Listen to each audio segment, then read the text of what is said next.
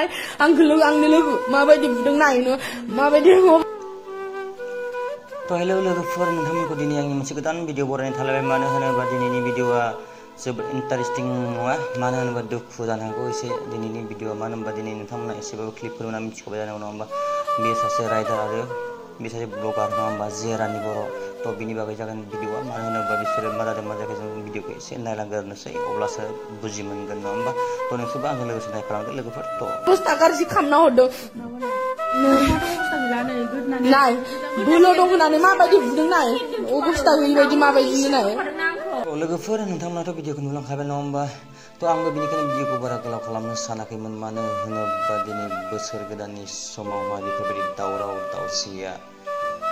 मोजां नाङाखै मानो होनोबा बोसोर गोदाननि समाव हेप्पिसो थानांगौ बयबो रंजा खुसिसो नङा होमबा तो लोगोफोर भिडिअखौ जोबनानै थांबाय नङा होमबा तो भिडिअखौ मोजां मोनदोंबा लाइक शेयार कमेन्ट खालामना होदो लोगोफोर बेफोर गासिबो नोंसिनि आखायावसो नङा होमबा तो लोगोफोर बाय बाय नेक्स्ट भिडिअ लोगो मोनसिगोन होमबा